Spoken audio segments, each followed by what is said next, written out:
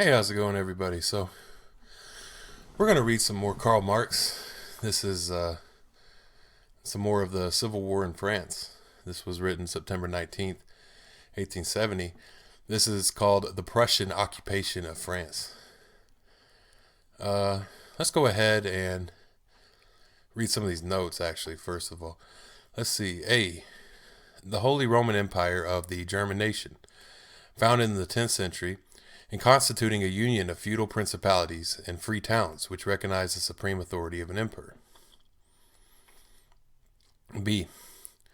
In 1618, the electorate of Brandenburg united with the Prussian Duchy, East Prussia, which had been formed early in the 16th century out of the Teutonic Order possessions, which was still a feudal vassal of the Kingdom of Poland.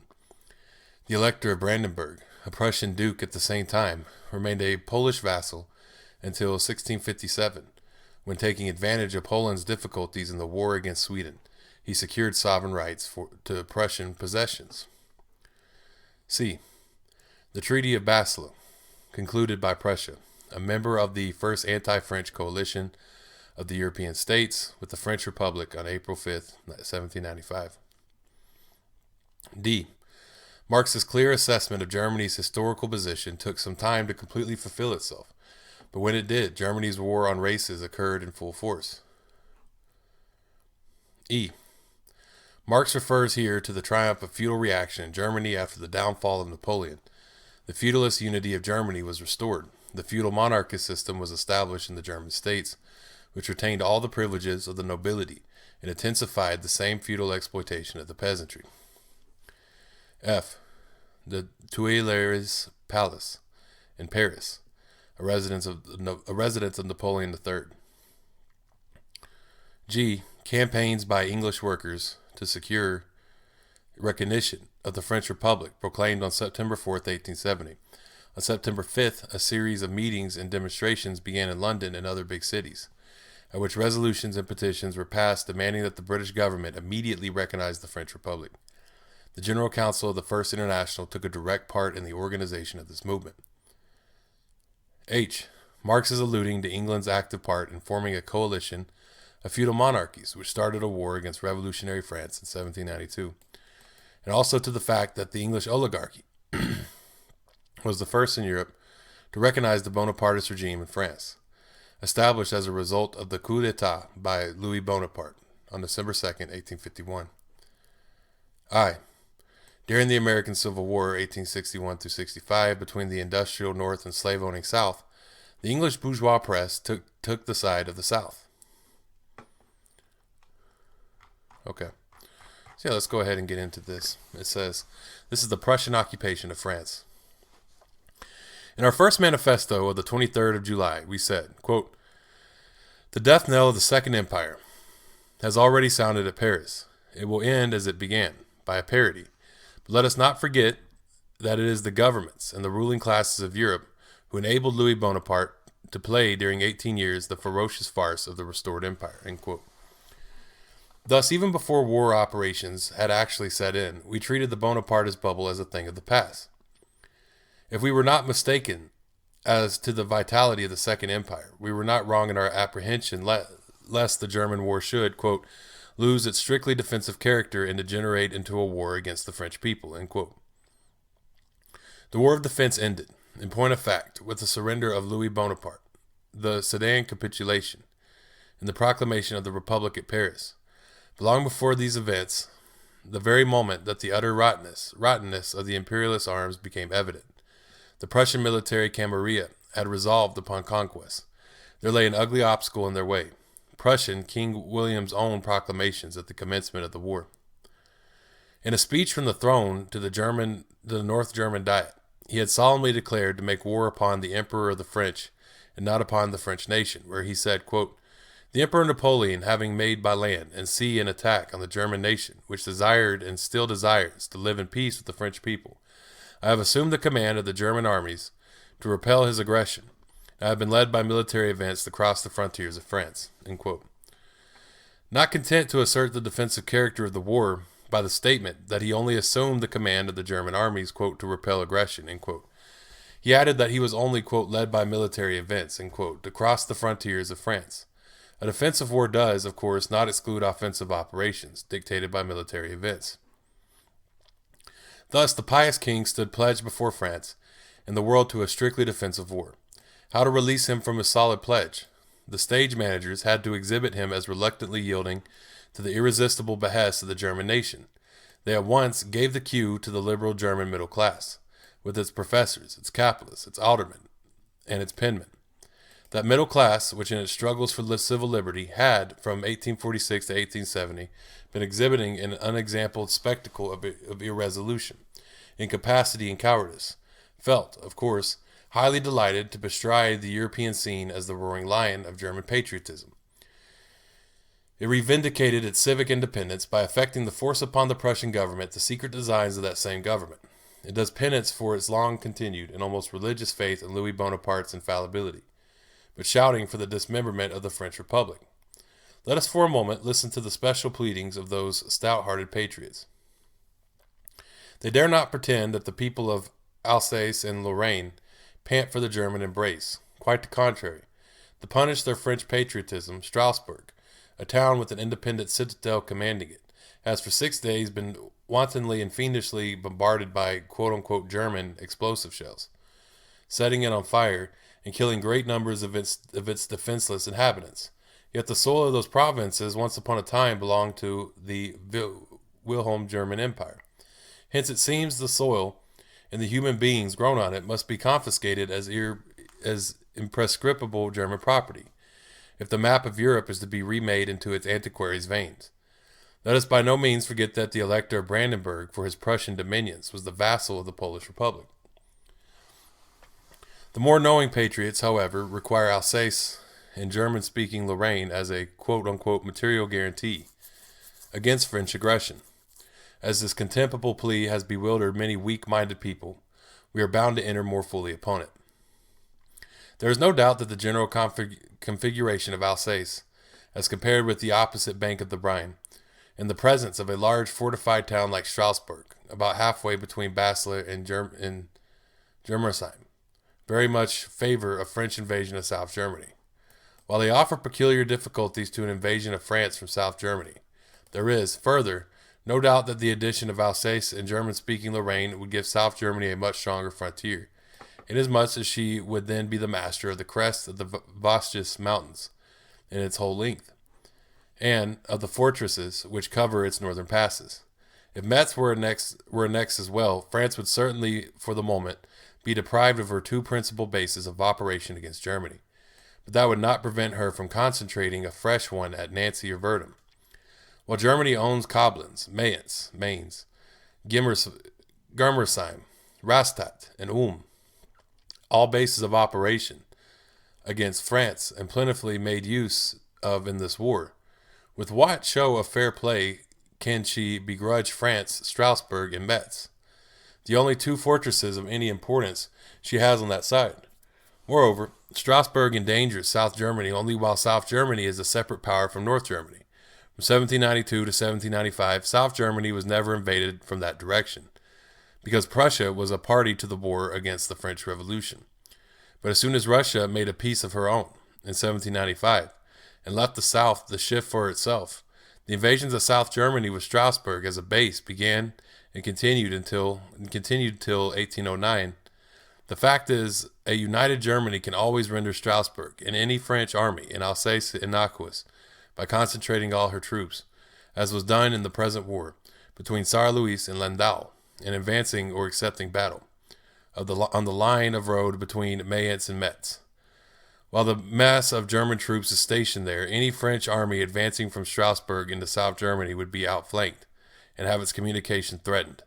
If the present campaign has proved anything, it is the facility of invading France from Germany. But in good faith, is it not altogether an absurdity and an anarchism to make military considerations the principle by which the boundaries of nations are to be fixed? If this rule were to prevail, Austria would still be entitled to Venetia and the line of Mincio and France to the line of the Rhine, in order to protect Paris, which lies certainly more open to an attack from the northeast than Berlin does from the southwest. If limits are to be fixed by military interests, there will be no end to claims, because every military line is necessarily faulty and may be improved by annexing some more outlying territory, and moreover, they can never be fixed finally and fairly, because they always must be imposed by the conqueror upon the conquered, and consequently carry with them the seed of fresh wars. Such is the lesson of all history. Thus with nations as with individuals, to deprive them of the power of offense, you must deprive them of the means of defense. You must not only garrote but murder. If every conqueror took, quote, material guarantees, end quote, for breaking the sinews of a nation, the first Napoleon did so by the Tilsit Treaty, and the way he executed against Prussia and the rest of Germany. Yet, a few years later, his gigantic power split like a rotten reed upon the German people. What are the material guarantees Prussia, in her wildest dreams, can or dare impose upon France, compared to the, quote, material guarantees, end quote, the first Napoleon had wrenched from herself? The result will not prove the less disastrous. History will measure its retribution, not by the intensity of the square miles conquered from France, but by the intensity of the crime of reviving, in the second half of the 9th century, the policy of conquest. But say the mouthpieces of Teutonic German patriotism, you must not confound Germans with Frenchmen. What we want is not glory, but safety. The Germans are an essentially peaceful people in their sober guardianship. Conquest itself changes from a condition of future war into a pledge of perpetual peace. Of course, it is not Germans that invaded France in 1792 for the sublime purpose of bayoneting the revolution of the 18th century. It is not Germans that befouled their hands by the subjugation of Italy, the oppressions of Hungary, and the dismemberment of Poland. Their present military system, which divides the whole able-bodied male population into two parts, one standing army on service and another standing army on furlough, both equally bound in passive obedience to rulers by divine right. Such a military system is, of course, quote, a material guarantee, end quote, for keeping the peace and the ultimate goal of civilizing tendencies. In Germany, as everywhere else, the sycophants of the powers that be poison the popular mind of the incense of mendacious self-praise.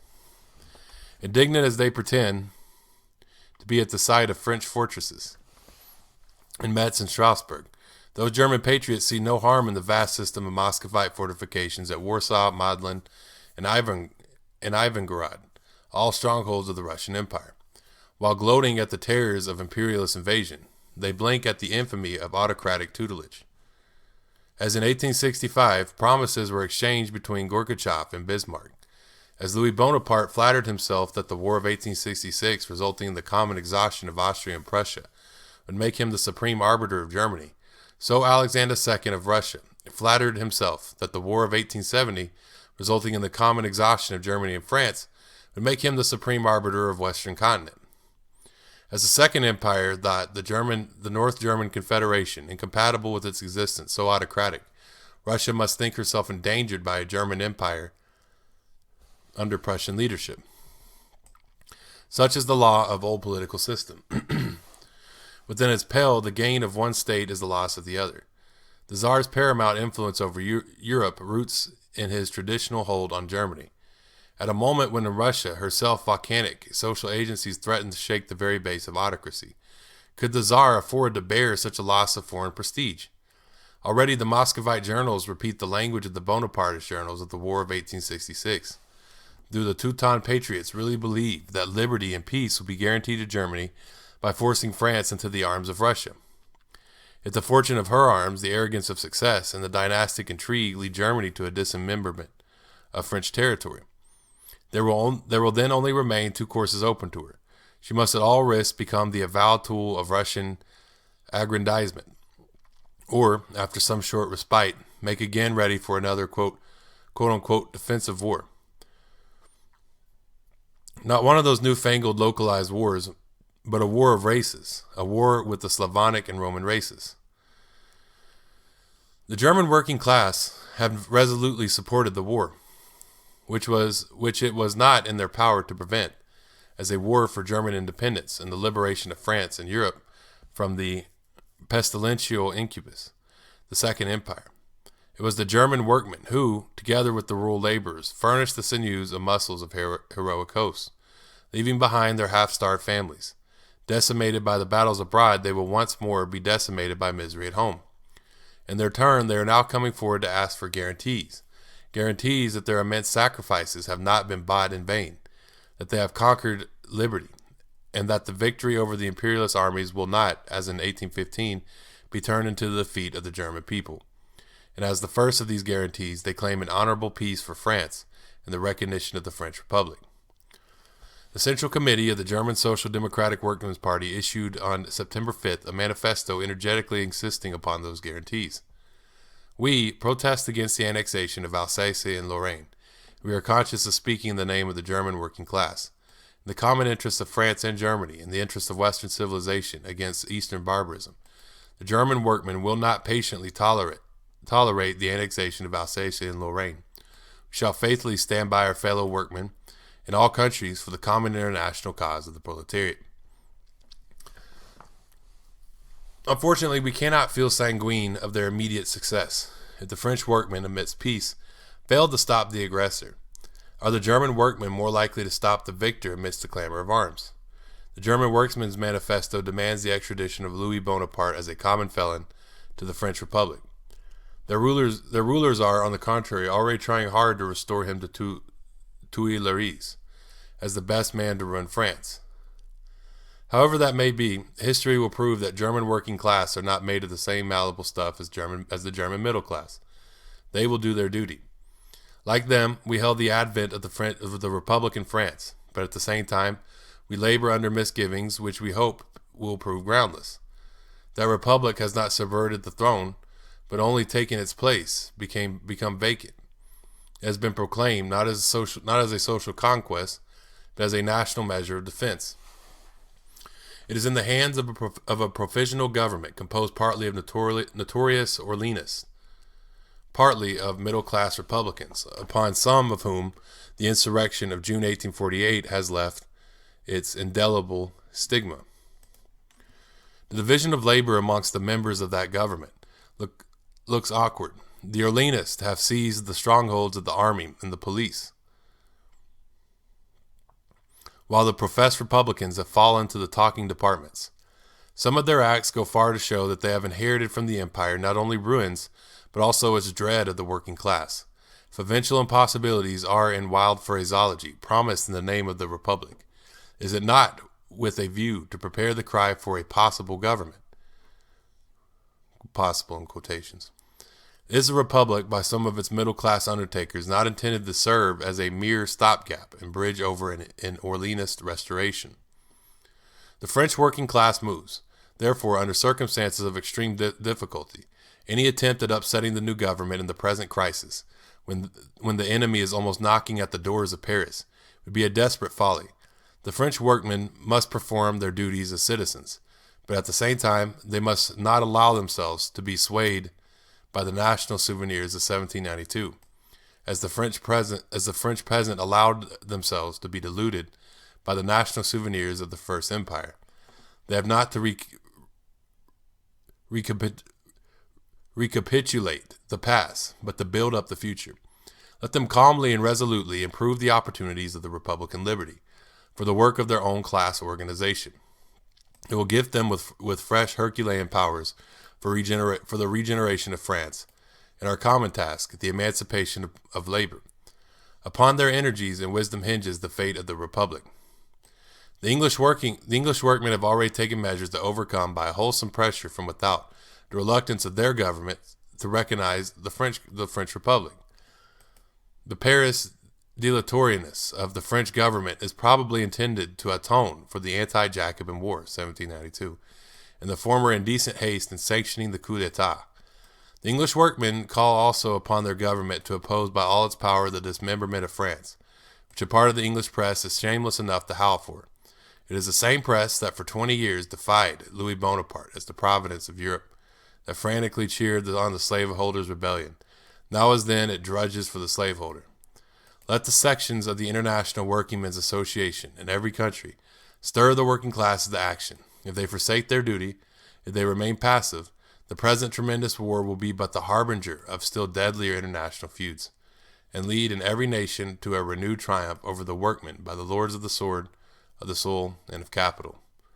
Vive la République. So yeah, that's Prussian occupation of France by Karl Marx, written on September 9th, 1870.